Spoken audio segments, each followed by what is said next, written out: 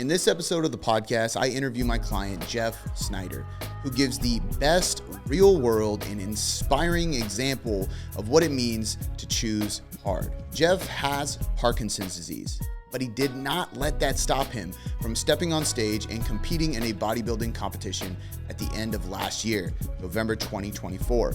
I went with him to the show. I was able to coach him through the entire thing and really just watch this man get challenged over and over and over again and overcome those challenges over and over and over again. And he continues to. He is still training with me today, and he is still pursuing his bodybuilding dreams and aspirations, which is unbelievably inspiring.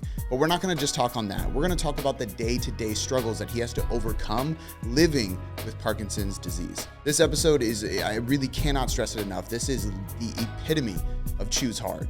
And I hope and pray that this episode helps you get inspired. It helps you choose hard, and it helps you begin to embark down the challenging path, knowing that the setbacks and struggles you may face will provide the greatest lessons you will ever learn in this lifetime. Without any further ado, let's talk to my client, the one and only Jeff Schneider. Jeff, welcome to the Choose Hard podcast. Cool. Thanks for having me, man. I feel like this took weeks to schedule. Yeah. We kept going back and forth. Yeah.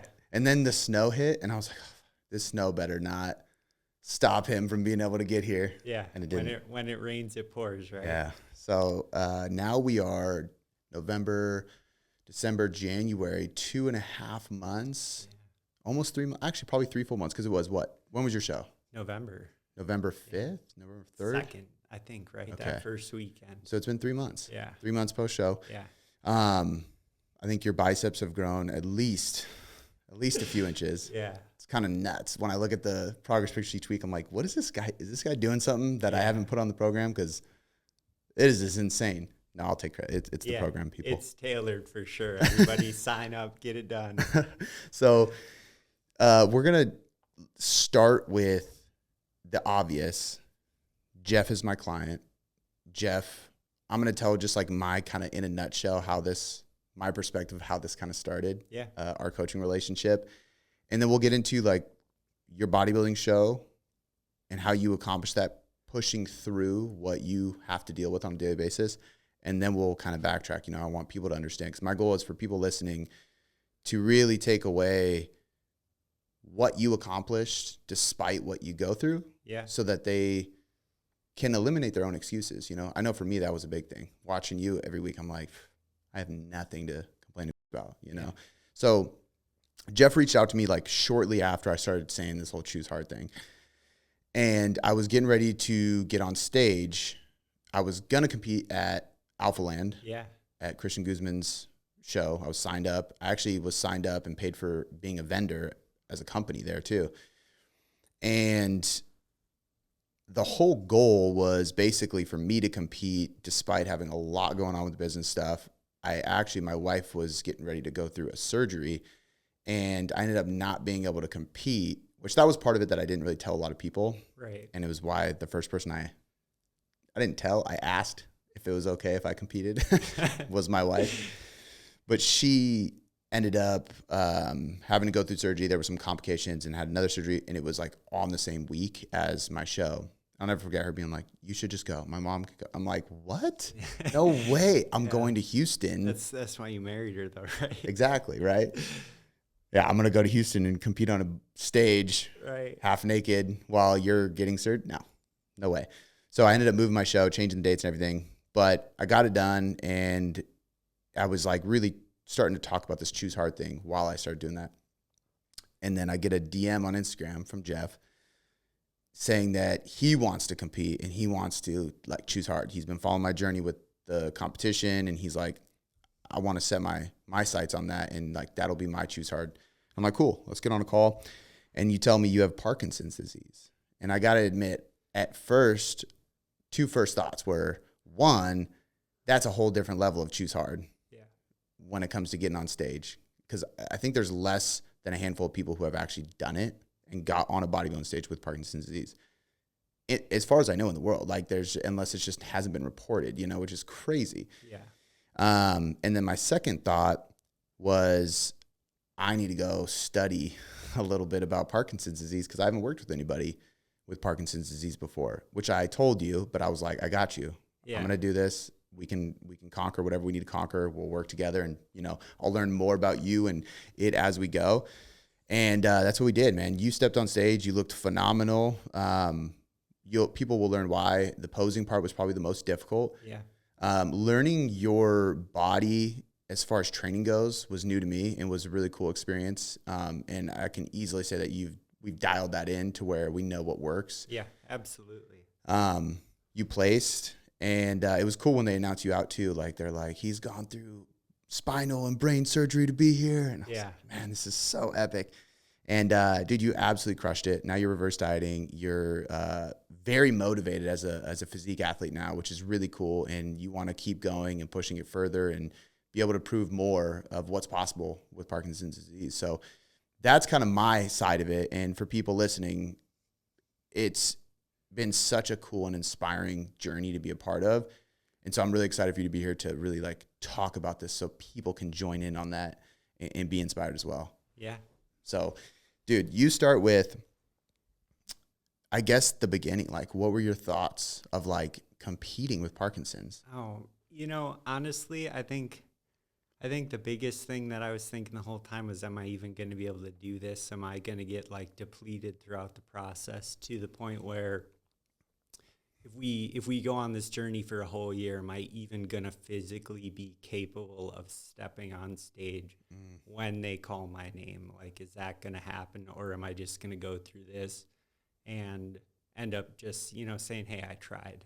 And I think when we talked, I think that was both something that we were like, you know what, let's try, but let's just do it, and yeah, we did. We crushed it and it went really well. Well, it's the process too, right? Like, yeah. I mean, how much you learn about yourself and about growth and about discipline, all that stuff, versus like the moment you step on stage doesn't teach you any of that stuff. Nothing. Yeah, nothing. All the lessons came from, honestly, the hard experiences that you and I dealt with together throughout the process, dialing the diet in to make sure it still fit my needs as far as dealing with Parkinson's and that kind of thing. But all of those struggles kind of lead you to the stage. The stage part was probably the easiest part of the whole thing, which you wouldn't think that. But, yeah. So tell me, get a little bit close to the mic too, so people can hear you closely. For the people listening who don't know what Parkinson's disease, give us like the synopsis or just like, definition, like what is it technically? If you go to like what is that? Yeah, WebMD. There you go. So it's essentially, it's a chronic brain disease that continuously gets worse over time. And the most simple way to explain it is it really messes with motor function, fine motor skills, things like that. It can also be really destructive with like memory and cognition and reception. And so it's really this brain disease that just continuously gets worse and worse. And there's not really anything you can do about it. You're essentially going to die in your own body, where your mind still works. But yeah. What have you noticed any, like, I mean, obviously we can easily say from a physique perspective, you've obviously noticed a lot of benefits while going through this, which is a thing in itself. Because I remember in the beginning talking about like, can I really build a lot of muscle with this? Like what about protein needs, and that's the hard part about diseases like this. If you look it up, it's just a bunch of opinions. Right. So then people take that as fact. But if we look at actual research, which is obviously what I did, I was like, okay, let me look at what research really shows. Yeah. And then I can say like, hey, we actually don't have to fear protein as much, but we got to pay attention to digestion. So let's look at this. But have you noticed any improvements in PD since like really dialing? Because I got to imagine you've never been so dialed in with your health in general, your sleep and all those things. Have you noticed any improvement in some of the symptoms? It's hard to tell because all the little stressors in life, like driving through traffic, where that might just mentally activate somebody to be like, oh, that's annoying. For me, that's a super stressful activity that can ignite tremors, can ignite stress. And so I want to say yes, that being super consistent throughout the process makes Parkinson's more bearable and more manageable, because you can pick the things out, the specifics that you can essentially get rid of in your system that allow you to be more successful, right? Explain tremors for people. Tremors, man. So I might even happen while we're live on camera. But essentially, it's non-voluntary tremors are when you just start shaking out of control. And then the opposite also happens, where you completely freeze up. You're very stiff. You're very rigid, which I am all the time now. So yeah. So not just for people listening, so they really understand, not like seizure, but like shaking, continuously shaking. Okay, it's pretty ugly. So and I'm just like overly explaining this because I want people to understand the difficulty here, but like bodybuilding, mind-muscle connection is a big component. Yeah.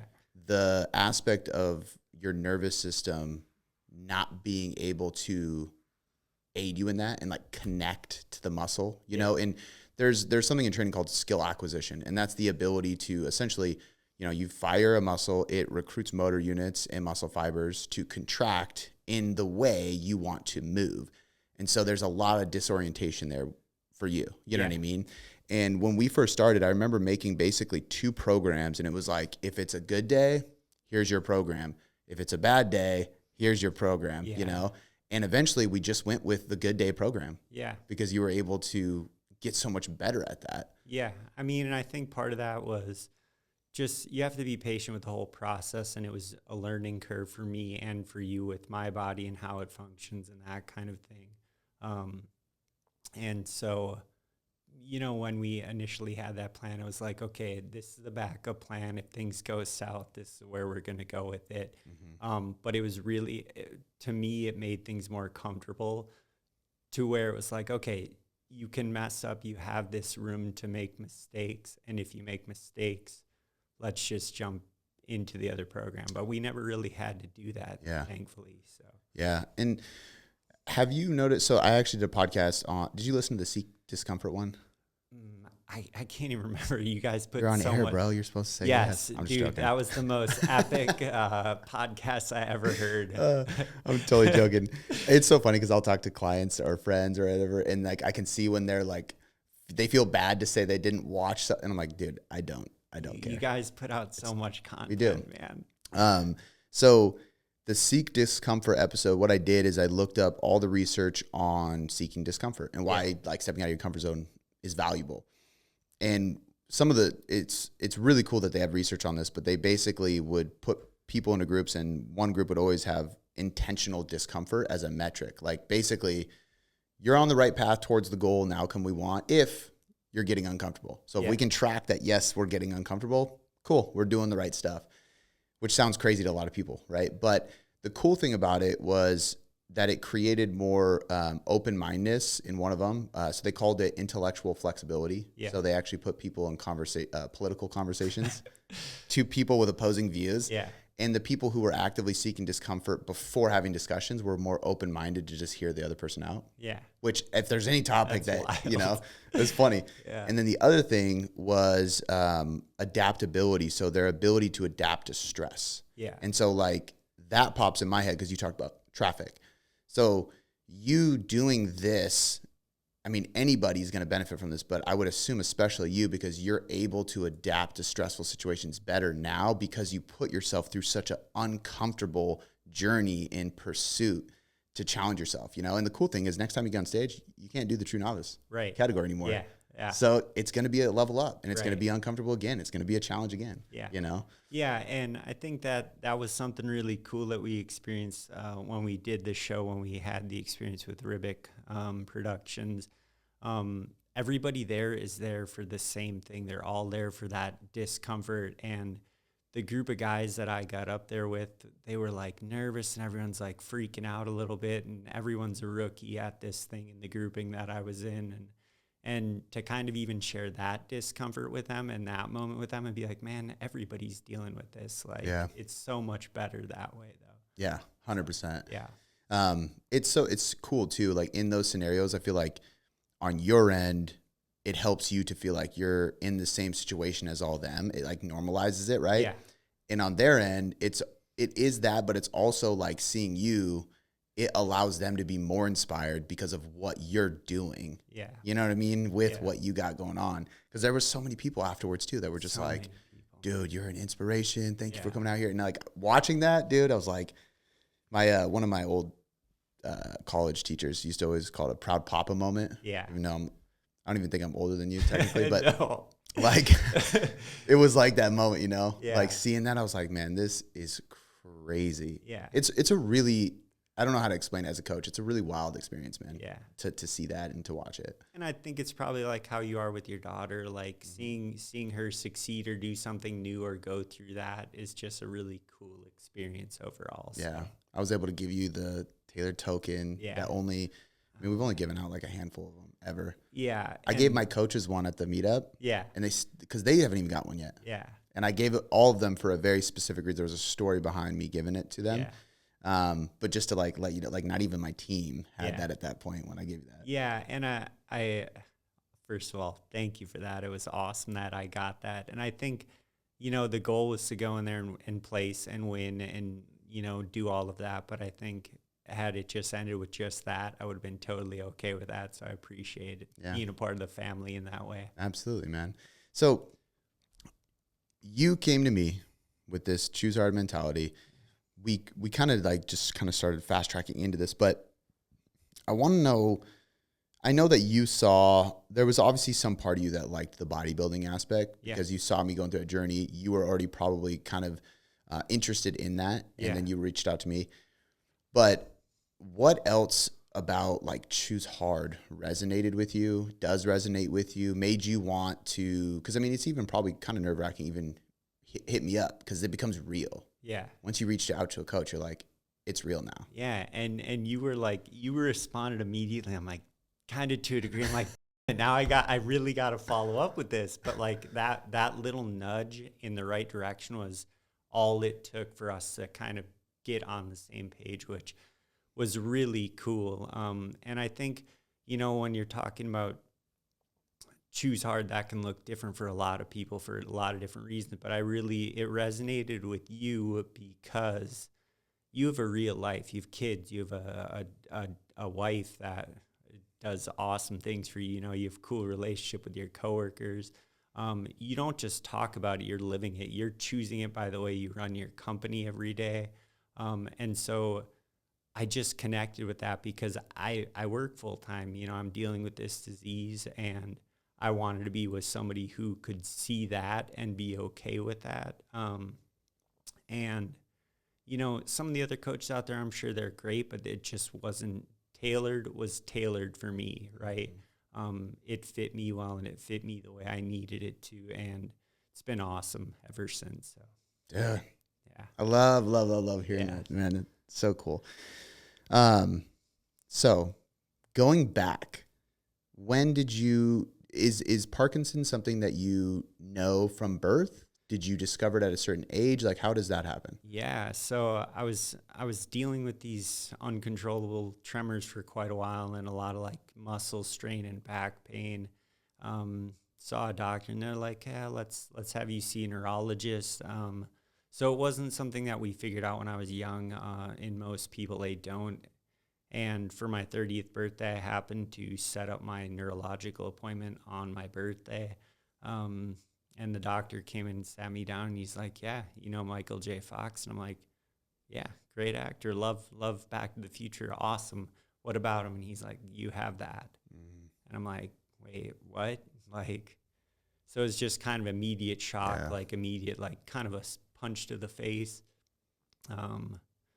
So you figure it out when you're 30. And there are bad sides to finding out early and finding out when you're older. When you're younger, obviously, you have to deal with it for longer. But when you're older, you can actually have higher risk of like dementia and amnesia and things like that. So it's bad either way, right? But it is what it is at this point. So. And how old are you right now? 38. Okay. Yeah. And so you found, and this is a progressive thing. So obviously it was getting worse as it had to have gotten to a certain point by the age of 30, and that's why. Yeah. Is that pretty common age for people to finally? No, it's actually super rare to have it at that age. It's just a different version of Parkinson's, but it's called young onset Parkinson's disease. And so like most people start finding out around their late 30s, early 40s, in that range. And so finding out at 30 was kind of a shock. Yeah.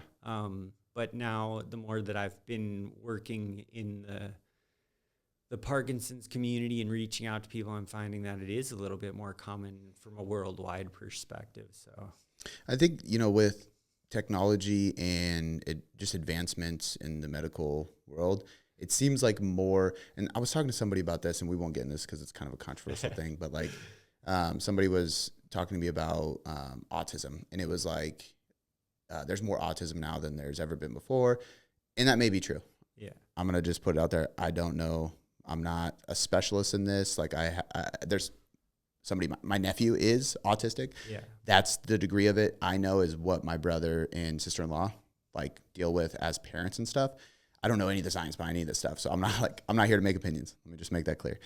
But one of the things I said is, that might be true, but also we might have a lot more ways of finding it.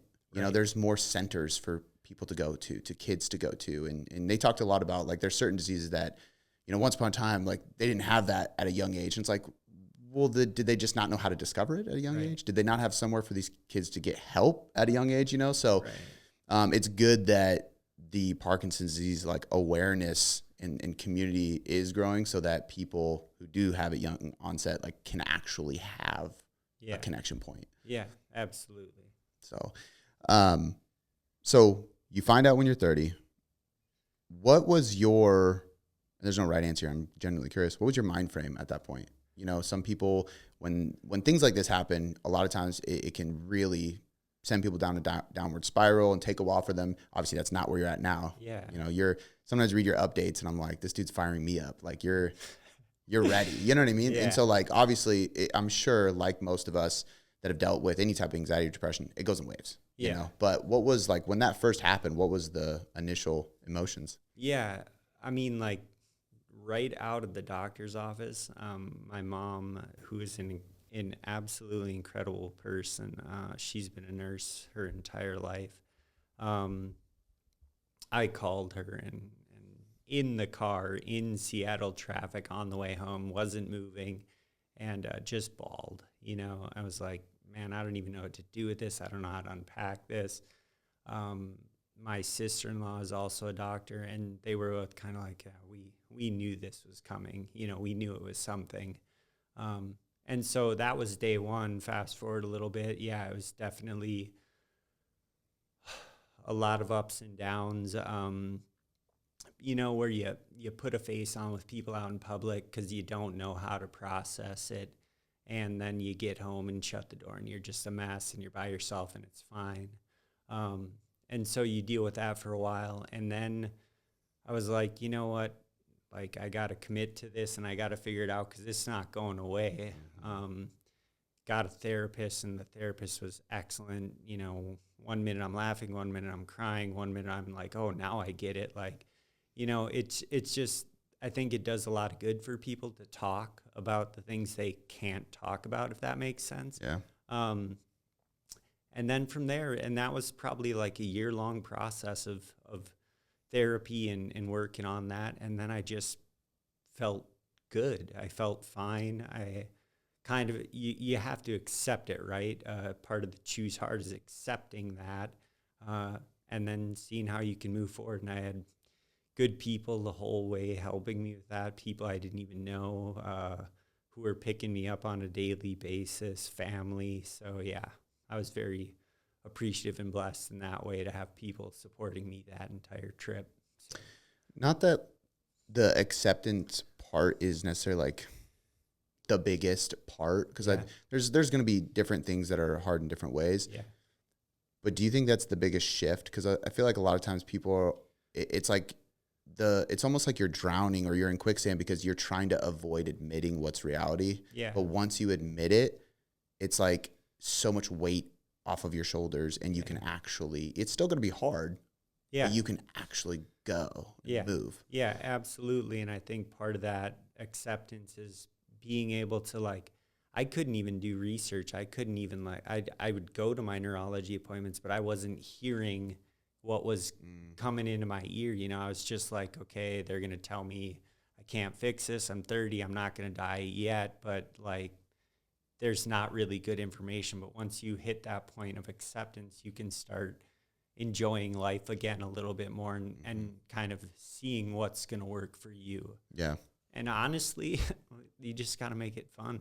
Like, when I have tremors, I just make myself feel goofy about it, and it is what it is. And if people are okay with it, great. If people aren't, that's fine too. It doesn't really affect me anymore, you know? Yeah. So. And that's probably, I would imagine, the biggest thing. Yeah. Because this is general advice for anybody listening that's good. I know for me, I've talked to my wife about this before, where she's like the most kind and polite person I've ever met. And so, like, she's like one of those ladies that says sorry a million times. Yeah. Or like my daughter will talk too loud in public and nobody notices. Sorry. Like, look around, you know, and it's like, babe, like, nobody cares. Like, yeah. But because of that, I've told her a couple times, I'm like, hey, just so you know, you're never going to see that person ever again. Yeah. So it's like I've done this, accidentally farted in like pub. It'd be like an embarrassing thing. And my daughter caught me one time and she was like, barking spiders, Dad. Yeah. And I was like, shh, because everybody really knows what that is. Yep. And she's like, no, I'm being sneaky. It's barking spiders. And I'm like, no, you're not. You're letting everybody know. Oh, that's awesome. But I see this guy looking at me and I just laugh because I'm like, I'll literally never see that guy again. Yeah. It's hilarious. And now he's going to have a funny story. Yeah. And to a degree, you hope he's like sitting around with his family at Christmas talking about like the barking spider guy that you just can't forget. Yeah. That's funny. So like in your case, you know, it's not funny. Yeah. But what if that person has Parkinson's disease, or that person has a brother or a sister who has it, and like they see you handle it like a champ? Yeah.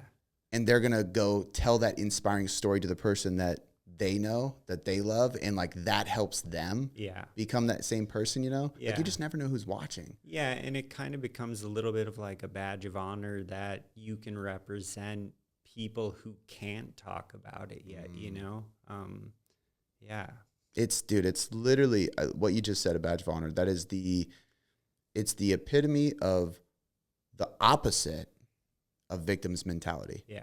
You know, like that is, I won't get on my high horse, but like victim's mentality is a serious issue in today's world. There's a lot of people who play that card and just, woe is me, and they complain and they want handouts, and it drives me absolutely nuts. And people like you doing and accomplishing life and doing more with what you go through, dude, is like it's so far from what a victim's mentality is. And like, that's like more than anything, I hope people hear this and listen to this, that catch themselves having that. Because look, everybody does it sometimes. Everybody has the woe is me sometimes, you know? Yeah. But seeing people like you, and this is coming from somebody, like, I don't mean this in a cocky way. Like, I'm a go-getter. Right. I'm a hustler. I work my ass off. I don't take handouts. But like, I feel like I need to work harder when I'm around you, when I coach you. You know what I mean? Like, it has that effect. And you having the personality you do, and you accomplishing what you've accomplished now, man, it just magnifies that for people. Yeah, I think it's important to mention too that like I still have bad days all the time, but like you just can't let it affect you. You got to brush it off. There's not really another option, like unless you just keep moving forward, you know? Yeah. So that sometimes is the literal choose hard. Yeah. Choosing to smile, choosing to get over it. Yeah. Because you could have, I have my ups and downs too, and I can have the terrible day all day and just be a sour hole that is just not like, I've done it, I do it, and then I have to wake up the next day and choose to stop doing that. Right. Because nobody's going to choose that for me. Right. That's hard. Yeah. Choose hard, baby. Yeah, let's go. It's funny because sometimes there's been a few situations since I started this choose hard thing that I've literally just looked up at God and go, man, like, why did I say choose hard? Because like he's been throwing stuff at me that is really hard to get through. And I'm like, I see what you're doing. Yeah. But okay, Challenge accepted. Like, let's keep going. Okay, so you find out when you're 30. Yep. It is obviously rough. You have a great support system. You go to therapy, which I think is amazing. I think it's I've had a couple guys on the podcast that have talked about that, and I think it's good because I don't think enough guys go to therapy. I've gone to therapy. I think, to your point, to talk about what you can't really talk about, or maybe you just don't know how to talk about it, so you don't because nobody gets it. But for some reason, a therapist is this person, like, it doesn't matter if they get it, Right. and you have permission to talk about it. Helps tremendously. Yeah. So you start working through all this, and you start getting involved in the community and stuff. At some point, I believe you have some surgeries. Yeah. So what were those surgeries? Why did you have to have those? Yeah, so my tremors had actually gotten so active and so bad that the medication was helping significantly, but it wasn't like consistent enough to like maintain that dosage for a long time. If I would have just continued taking the medication, I would have had to increase doses so frequently and so regularly, and that just wouldn't be healthy either. And so, you know, they put surgery on the table and they're like, this is a 3 to 5 year plan. Like, you got to do the medication regimen first to see if that would even support the brain surgery. And I'm like, okay. And we ended up having surgery 3.5 years later. And I remember getting out of the surgery room and initially thinking, man, am I good now? And you kind of go through this honeymoon phase where your brain swells, and so it's actually supporting more activation of the brain so that you're not having tremors so regularly. And they're like, this is potentially what you can expect if the surgery works. So it was a 2-part surgery. Brain surgery day 1, a week later come back and have a chest piece inserted. So essentially I have a pacemaker for my brain, right? And it took about a year for the brain surgery to really have a solid effect. And I still have tremors regularly, but it's not even remotely close to how bad it was before. So it was incredible, honestly. And when you got shredded, Yeah. I thought that pacemaker was going to explode out of your chest, bro. Yeah. Yeah. I literally was like, I can see that thing so clearly compared to before. Even the wire that goes up to your brain from it, which is pretty nuts. Yeah. And everybody asked me about that. Yeah. Everybody was like, dude, what's up with your chest? Yeah. Like, yeah, it's kind of a pacemaker. Yeah. And obviously, I believe, because they had to go in your brain and spine? Like, where did they, like, incision-wise? So they did an incision in my chest, just above my left pec, which could be a reason why my left pec is not growing the way we want it to, which sucks. But, and then they also did several drills and incisions into my head. I think the stitching was like 117 stitches in my head. Staples, stitches, and then, it kind of, that was a hard time because for about 3 or 4 months, my hair wouldn't grow back, and I felt like Frankenstein.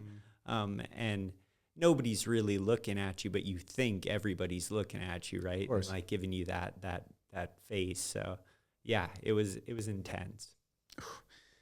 I have a weak stomach, so like that, like the thought of drilling into your head is just so crazy to me. Yeah. But okay, so how old were you when this happened? You've been like 35? 33. 33. Yeah. Okay. So 5 years ago. Yeah. And since then, obviously you still deal with tremors and stuff like that.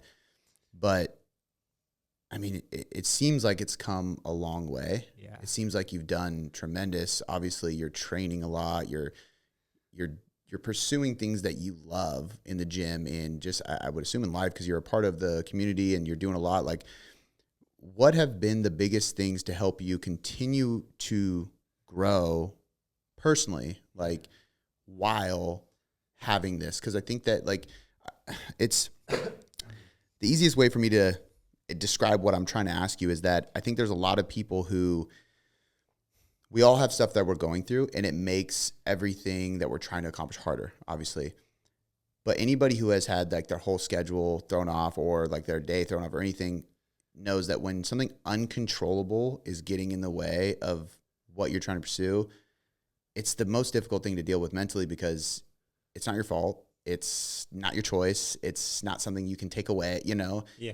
And again, I want to extract as much as I can because you don't have a victim's mentality. Yeah. And if there's anybody who could, it would be you, except nobody can. Right. And, and you just keep pushing and you Yeah. keep a positive mindset. So like what in the last 5 years since you did that and kind of calmed it down a little bit, Yeah.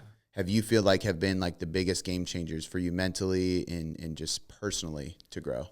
Honestly, I think it goes way earlier than that. I have an awesome family. My dad passed from cancer, as you know, which was right before the show, which was super challenging. But my family has always pushed me to try and do a little more, try and be a little better.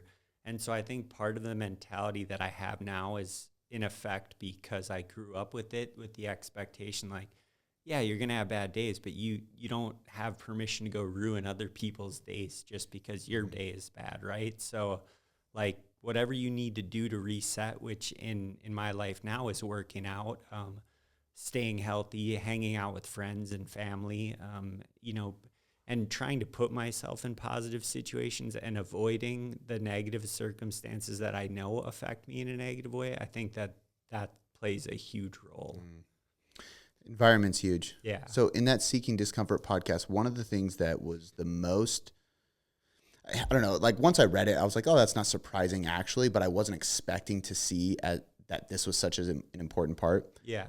Was that your relationships impact your ability to handle discomfort. Yeah. And so it showed that when people have strong relationships, they are, it's the technical term is different, but I would say have a greater stress capacity. Yeah. Like their ability to cope with stress and implement coping mechanisms to deal with stress, to deal with pain, to deal with suffering increased exponentially because they had social relationships that meant a lot to them. Yeah. Which is crazy. And it's kind of like, you know, when you go through hard with other people, Yeah. it creates a stronger bond. Right. And having that tribe is just so important. Like obviously your family is like, that's as close as you can get. And that's amazing, you know? But I also think that being able to find other people that you can bring in, whether it's Parkinson's community or even just me as your coach, you know, being able to like, you come into it and you're like, this is not a quick fix. I'm going to be here for a minute. And it's like, okay, let's build a relationship and let's build this journey together. That allows you to handle so much more. I don't know necessarily if it's the community or if it's just that, you know, you have support. God forbid something happens, you know, if like you can't handle it, you got people. Like, I don't know what it is. Yeah. But it shows that it's a huge, huge player in the game. Absolutely. Yeah. I mean, and I think that goes into any situation you're in. I mean, I've coached college football. I've coached high school football. I've been in the education system for a while. And at every turn, if you open up enough to invite people in who seem like good people, because there are so many good people out there, like I think if you're open to allowing people into your life, more often than not, they'll surprise you in a good way. And I think the culture's changed a bit now. You know, people throw their headphones on in the gym and they just keep their head down and they do their thing, and that's cool. That works for people. But I mean, I think it's huge to open doors for people or offer them, you know, the equipment you're using. Like sometimes you don't know the stories that people have behind closed doors, and they might be dealing with something completely different or harder than I'm dealing with. So I try to always keep that in mind too. 100%. Yeah. That makes me think about a couple things.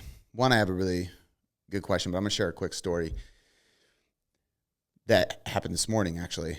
And it's not a story I would normally share on the podcast, but so on Friday mornings, I go to a coffee shop. I go to a Bible study with a group of guys. And at the end of the Bible study, the dude that leads it always prays for everybody, right? And he'll say, does anybody have any prayer requests? And, you know, like there's been times where, like even this morning, I thought, like nobody said anything. And I thought about, like, 'cause sometimes when nobody, like, it's like when nobody raises your hand, you're like, okay, I'll raise my hand, you know? Yeah. And so I'm like, maybe I'll throw something out there. but it's nothing like over the top. Like I told you some of the stuff that we're dealing with right now. Absolutely. And I was like, maybe I'll just ask for some prayers with that. And I was like, I'm not going to. I don't know why, but I was like, I don't want to mention anything. So he just prays for everybody. And then this old guy is sitting in the row behind us. And I think he was kind of listening in the whole time. And he was like, excuse me, brothers. And we all kind of like turn to him and he goes, I could really use a prayer request. That's awesome. And I've never had this situation happen in public. And so I just kind of observed and sat there. Obviously I was part of it, but I wasn't leading the prayer or anything like that. But he's like, I flew out here. I don't live here, but I've been here for almost a week. And I'm leaving in 2 days. And I'm searching for my brother. He's addicted to meth and he blames me. And I want to help so desperately, but he won't. He would never like reach back out. He won't answer. He won't and I know he's somewhere in where we're located in this area. And he's like, I need to find him. And I got to fly home in a couple of days. And this guy's probably in his like 60s. Yeah. Trying to connect with his long lost brothers, addicted to meth. And I'm just a perfect example of like, you never know. Yeah. And like, look, like I don't, like being in a Bible study in a public coffee shop isn't always the most comfortable thing, especially in Washington State. I'll just be honest. Yeah. Yeah, absolutely. But like, you have to be willing to say, screw it. Like this is, I'm a part of this for my own good. And if people hear, we'll see whatever happens, what happens. That guy needed to hear what we were talking about that day. And he was ignoring his laptop the whole time. And I kind of noticed him looking, but I didn't know why he was looking, because when you see somebody staring at you, what's your first thought? Oh, they think I'm weird. Or they think, they're talking shit or something. What's on my face? Exactly. Right? He was listening to the word that we were talking about in the Bible that day because he needed to hear it. Yeah. And it was about having a tribe. It was a section about being around people who lift you up. And it was about giving grace to even people who are negative because they need help too, even if they don't know it yet. Yeah. So it's like, you got to be a positive light no matter what. And it was a really, really powerful moment. But it's exactly what you're saying. Like you just never know who is around and what they're going through. Yeah. Yeah, absolutely. And I would argue too, I feel like you all needed him in that situation as much as he needed you. Obviously, whether you're religious or spiritual or whatever, you all were put in that spot for a reason.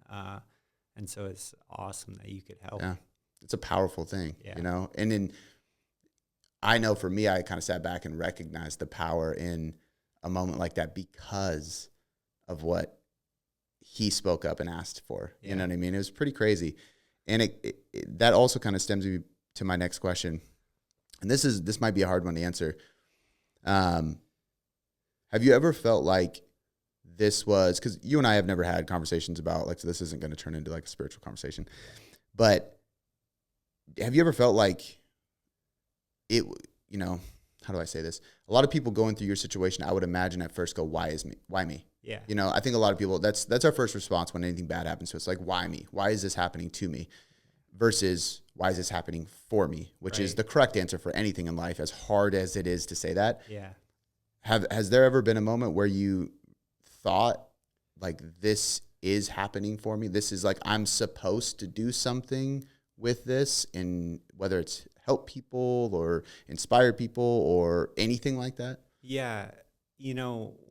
When I initially found out, and like I had talked about, I was going through that kind of depressive state where things were really struggling. I was very much in a why me? Like, why is this happening to me? My mom was dealing with, why is this happening to our family? My brother was dealing with, why is this happening to my brother? And that negative aspect of things we were also dealing with in community, which was a big piece of fixing that. And now the way I look at it is that it's connected me with so many people, good people who have the same experience and are dealing with the same struggles, but can all manage to find a smile or positive energy or a good message or help somebody. And really, it's, why can't I do that too? So might be the biggest choose hard question or shift is, why is this happening for me? Yeah. What can I do with this? Right. Why can't I do X, Y, Z with this? Yeah. You know? I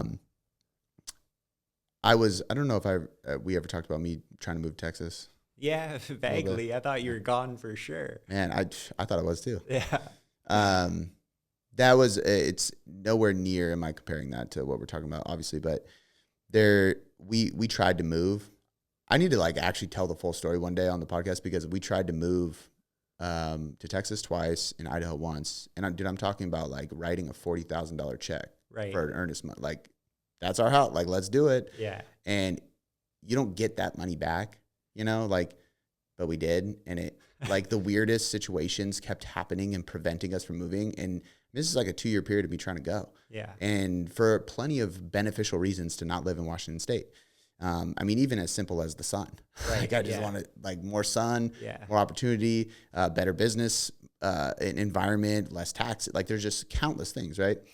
And at one point, me and my wife literally were just like, okay, I think literally God wants us to stay here. Yeah. And it was like, for me, it wasn't, I don't know why. I instantly was like, if I'm supposed to be this guy who chooses hard, if I'm supposed to be this chubby kid who gets in shape and is everything like average as can be, Yeah. and I have now achieved above average things, and I'm trying to help people achieve above average things, and the whole story is average to above average, and like, why would I go somewhere that was easier? Why would I go somewhere that has more opportunity? Why would I go somewhere that doesn't inspire people because they're already inspired over there and crushing it? Like, I need to be somewhere where there's no light.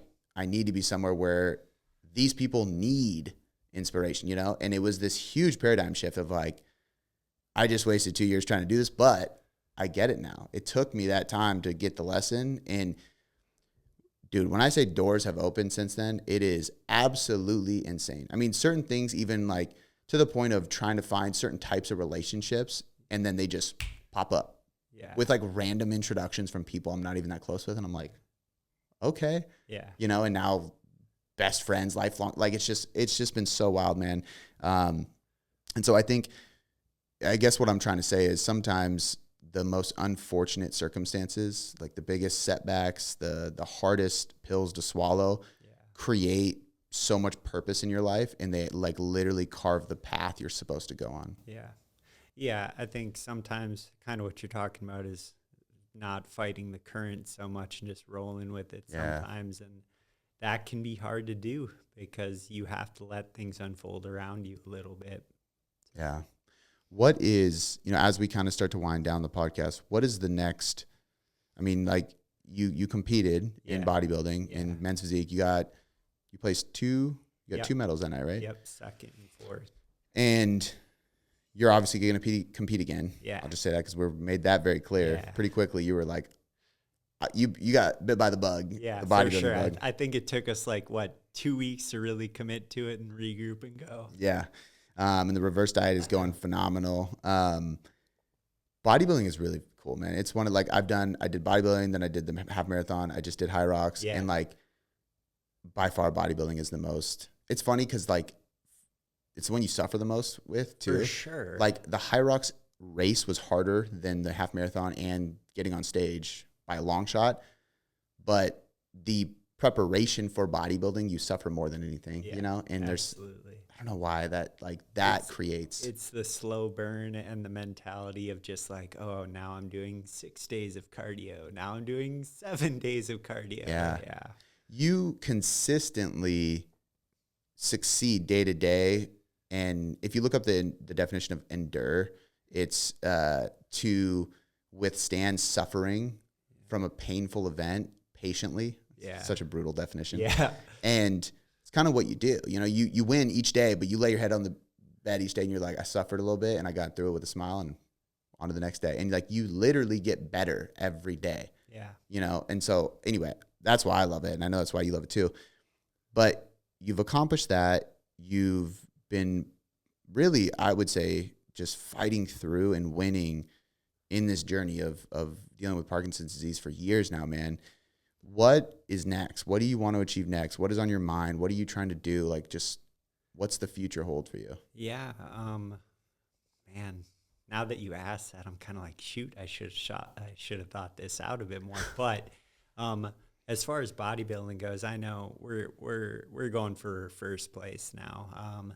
I think we haven't talked full details yet, but I think we're talking about maybe 2 or 3 shows this year, and kind of using the first 2 to ramp up for the third one and kind of dial in and get focused and see how my body works in that way. I just met someone the other day that did like 8 shows last year. I'm like, how do you do that? That's miserable. So yeah, first place is what we're shooting for in that department. But yeah. Do you have any plans for the Parkinson's community? Yeah. So actually this was kind of a big jump for me because I've never even done a podcast or anything like this. And I think just starting this way has been helpful for me. I have a lot of support from people who do their own Parkinson's podcasts, and they're in the UK and Ireland and Germany and Belgium, and they're all over. So hopefully using this as a bit more of a platform, and then getting in touch with the Michael J. Fox Foundation, hopefully running something through them this year would be awesome. But they have so many great benefits and activities for folks out there. So we need to really, really document and create content with the bodybuilding journey this time. Yeah, for sure. Like, obviously we have a bit, but I mean, man, like, and I can connect you to whoever I need to connect you to. But I think it could be something really, really powerful to really, like, I mean, even like vlog, you know, nowadays, like, you don't need the production that you used to need, you know, you can literally carry a camera with you. Yeah. And I can help you with that stuff. I can tell you everything to get, but like, man, I just think there's so many people who could see that and benefit from it, you know. And there's the cool thing to me is, you know, there's really, and I encourage everybody to really, really think about this. Anybody you follow, anybody you are inspired by, anybody you go to YouTube to watch, you read their book, anything like that. If they inspire you to succeed more because of their story, they had a major struggle or setback. Yes. There's nobody who hasn't. No, absolutely. Yeah. And I think that's something that I connected with you on as well when I picked you as a coach, is that you've gone through real life, you know, and that held a lot of value. I don't want somebody who everything comes easy and they don't know how to struggle. I want to meet the people who can overcome the struggle. Yeah. So, well, and you know what, man, like, there's times where I'm like, man, I need somebody to like interview me on my own podcast, because I have so many stories of struggle that I just, there you go. Sign me up. Because I just don't talk about it, because it's like this would be a random story for me to just throw out of nowhere. But I know that there's, especially now that I have a daughter, because there's been times where my daughter lives a very, very beautiful life, and I'm very proud of that. But there's been times where maybe she's a kid, so she acts ungrateful, or she's just, you know, complaining about something.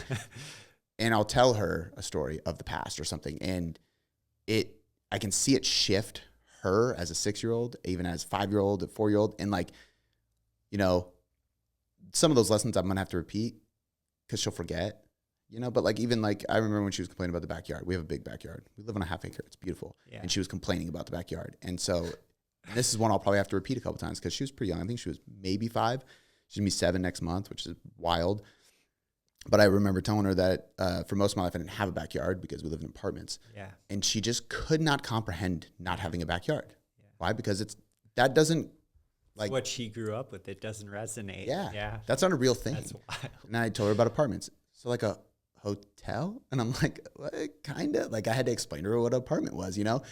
And I think sometimes even when I'll share those lessons, then I can sit back and go, man, like, there's things that I act ungrateful for or get upset about because of what I can comprehend as Cody McBroom. Yeah. But there's people who have had experiences and have knowledge because of their experiences that are so far beyond my comprehension that, like, if I could learn or hear from them, then I would be so much more grateful for the life I have. I would be so much more motivated. It's part of the reason why I love listening to interview podcasts. I love reading biographies, like, learn about people, you know? And that's why, like, this story is so important for people to hear, man. Yeah. Yeah. I'm all for doing whatever we need to do to get Parkinson's out there and let people know what everyone's dealing with. and the struggles and the challenges, but also like there are a lot of good stories to share, Yeah, 100%, dude. So, you are not one of my typical guests where I'm like, hey, tell everybody where to find you, all that stuff. Yeah. So I'm still going to, just in case, because I don't know if you have anything out there or if there's something you want people to go check out with Parkinson's disease community or anything like that. Obviously, I believe you can see Jeff's transformation on my Instagram, on his Instagram, for sure, on the Tailored Instagram. I actually was creating a bunch of new transformation content, so he'll be on there again. Cool. Did a phenomenal job. He's obviously one of our clients that has had an amazing experience, and it's always cool having clients on the podcast because I hear the stories, I see the stories, but like even though I've heard this story spread out over the last year and a half, it's like when I can talk to you about it, it hits different, man. Yeah. So I'm super grateful, one, that you trusted me to begin with, to go on this journey with you, man. That means a lot. And two, just for you coming in here, driving out here, being on the podcast and sharing this with us. Yeah, this has been an awesome experience from day one, and let's do it all again. Another year. Good competitions, good experiences. Yeah, with a gold medal this time. Yeah, for sure. Okay, so where can anybody find you? I know you post on Instagram Yep. and you share a lot of your fitness journey, so I definitely encourage people to go there. Yep. And then if there's anything else that you want people to check out. I would just say if you're stay off of WebMD because it throws a little bit too much out there, but just be aware that men and women with Parkinson's deal with very different things. From a hormonal standpoint, and so you can actually check out a podcast called Pretty Dope Women, which is about dopamine and the experience that women have with Parkinson's. It's really solid material and presented really well, and they have guest speakers every week. And then just check out Michael J. Fox Foundation. They do a lot of great things. Love it. I will link all that in the description of this podcast, as well as Jeff's Instagram, so you can see his fitness journey and some of the progress he's made with his physique competition seasons. And please do go check that out. Go get informed. Share this podcast with somebody who, one, needs to choose hard, get better, and be more successful. But two, with anybody, with your Instagram story, anything like that, because there's somebody out there who is dealing with this, who is being quiet, understandably, and could probably hear this because they're going through Parkinson's or they know somebody who is. So please do us a favor and share this. Leave us a 5-star rating review. We'll catch you guys next time.